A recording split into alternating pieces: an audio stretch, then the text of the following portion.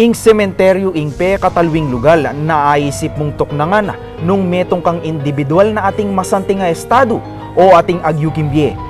Pero para kareng taong ala ng aliwang pipagpilinan, agyuda ka nung pibatan, ing manoknangan kareng lugal nung no karin malyaring makompromiso ing kabilyan ning karelang katawan at kabulasan.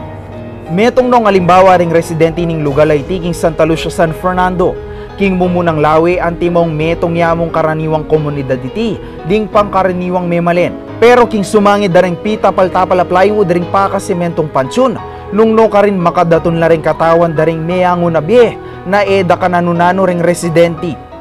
Keti nung no karin pareho lang pakadaton ding mabibiye, at ring meyango na biye. Metong ako tang imang ibabo, nano kaya ing mas maulaga, ing kabilyan daring atin pang biye, o ing lage daring katawan, daring mete.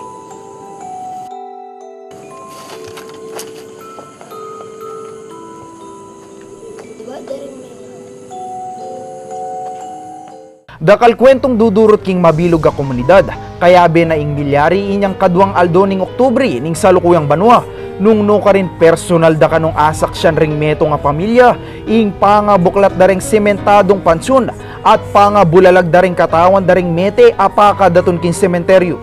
Mismo king kagulutan da ring ausandang apartment, pakatalakad yung bale ng Merlita Miranda.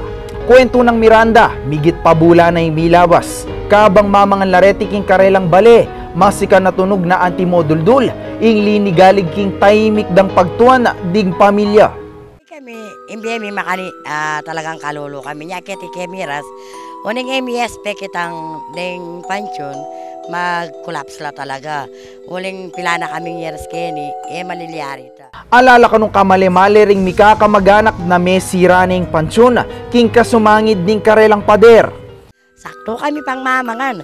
Siyempre saling-aling bulok, mi aisip nung nokarmeni, bat nabalami ating dinog pang bomba o na, no? Anya lumawi kami kayong gulot. Then pansyon, may mesira lang ang kayong kagulutan. Kitang metong kabangke, may nakabagay-pagkatang kaya kami kusina. King amateur video na ikwada ring metong kareng kapamilya ng Merlita, akit nung makanano yung meti baging apartment.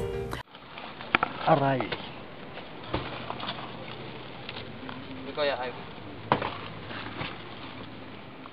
At king lalam daring mengas pakahalo blocks at piraso daring yero, binungad la ring katawan na alos bayu-bayu pamong mangayagnas. Ako, huling siguro mabayat, huling mababasala, huling mumuran, pata kami aldawanan la.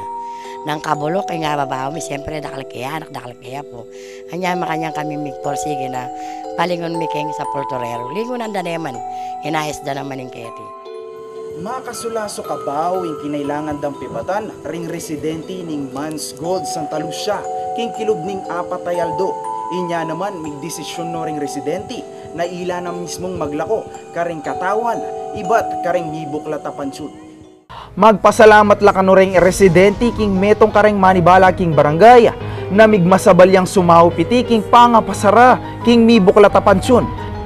King salukuyan pakasimento na lang pasibayo ring pidatunan daring bangke, pero mapilan pa mo rin karing aliwang dake ning sementeryo, ing eda pa are remedyoan. Ala na laman kanong balak lumipat toknangan ring residente ning Mans Gold, sumangid na ning insidente na malaot pasibayong malyari. Agpangkarela, keti na lang mikaisip at mika pamilya, mi palyaring keti danamo naman kanudasnan, ing karelang talwing aldo, kinyatu.